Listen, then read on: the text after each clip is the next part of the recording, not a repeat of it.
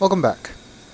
Well, we now know how we can open the star fissure, which is how we'll signal Atris once we're done. But since we still have to trap Gehn and free Catherine, signaling him now would be a very bad idea. If we do signal him now, we get one of Riven's bad endings. In general, it's impossible to die in a mist game, any mist game, but there is a way to get bad endings in most of the games, and that would be one of them. Okay, but we need to trap Gehn. In order to do that, we need to find Gehn, and we know that he's probably on his 233rd age. So to get there, we need to power his books. And we found out by now that his books are powered by this giant dome. But we couldn't see any controls last time we were there, but we did notice an upper level. Unfortunately, I've already raised the bridge from the other side so we can get there. If I hadn't done that, I would have had to cross the bridge, raise it from the other side, then use the rotating room to get back to this side and climb up it, which would have taken some time. So now I've saved us some time and we can immediately go to the top of the dome. Okay, well, here we see a device in front of us and a switch. Let's look at the device first. This device looks like a large grid, and besides it are 6 colored marbles. Can we look at the top? No. These marbles are the fire marbles, which we've talked about before, so this is indeed the fire marble puzzle. Now you'll notice that this grid looks a lot like the map of Riven that we saw earlier. We see the shapes of the 5 islands of Riven.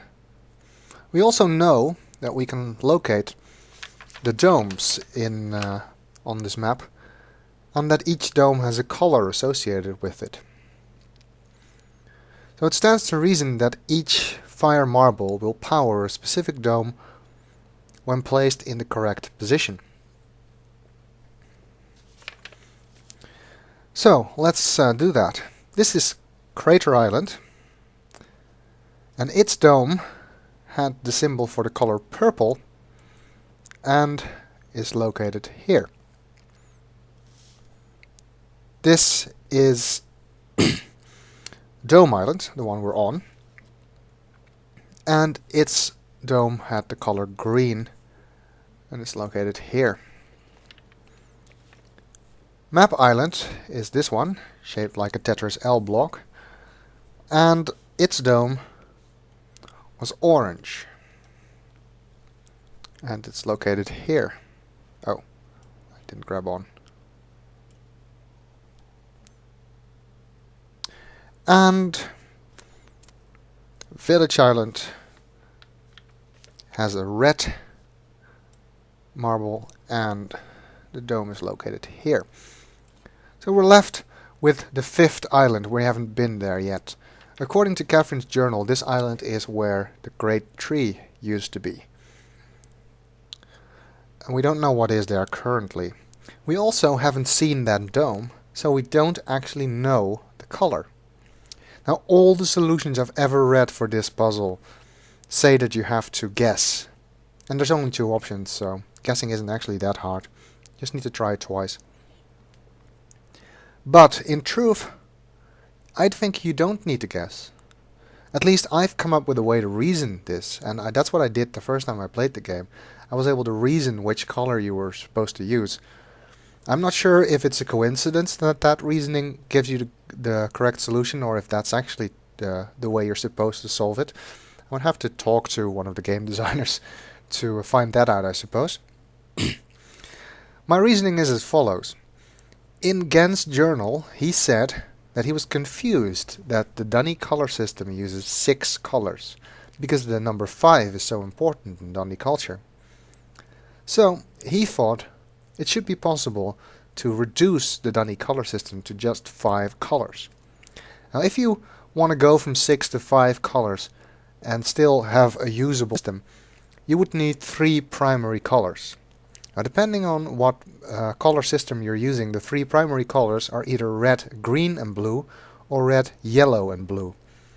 Well, green is already on the grid, so the only remaining primary color is blue. If we choose yellow, we don't have 3 primary colors on the grid, so we don't have a usable 5 color system. So that's why I reasoned you should choose blue. The dome location is here, as we saw on Map Island. Okay, my reasoning works. It is actually blue that you need to choose. I don't know if it's a coincidence or if I'm correct in this assumption based on the color model. So, pulling this lever lowers this press.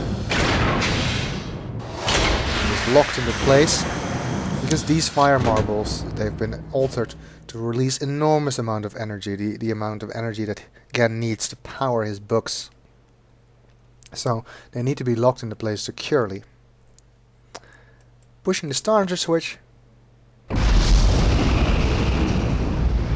the marbles are activated, and we can now hear the steady hum of machinery, indicating that we got the combination right.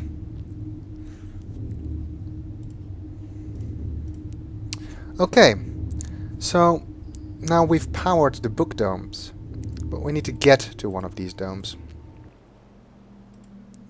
The easiest way to do that is to use the rotating room.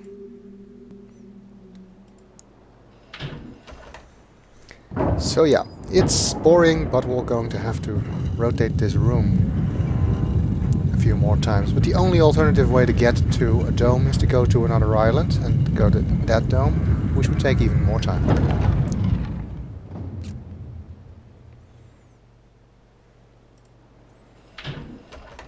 We need to rotate it 3 times.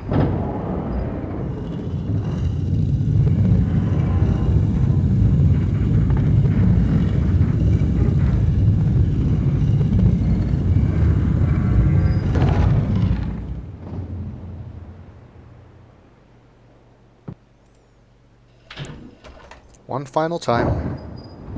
Promise that's the last time we'll ever use the rotating room in this game.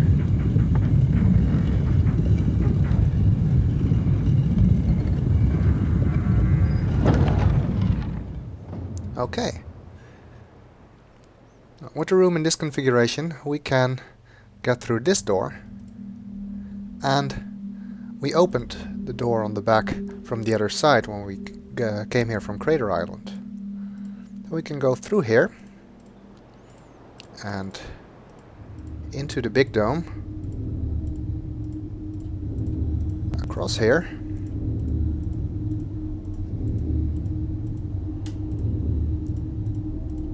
out of the dome, to the elevator,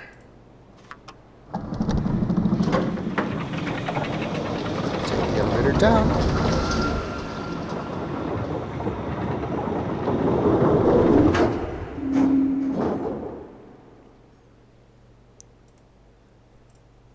and we make our way to this dome. Okay, so it's time to reuse the combination to open the dome, which was 19, 18, 14, 11, come on, and 6.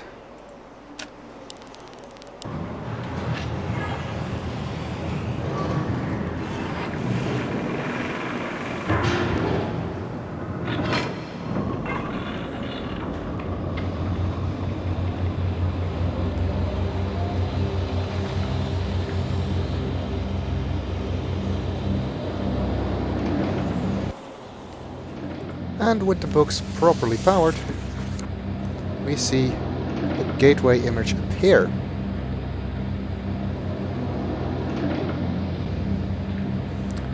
But we are out of time, so we will link to Gehn's 233rd age in the next video.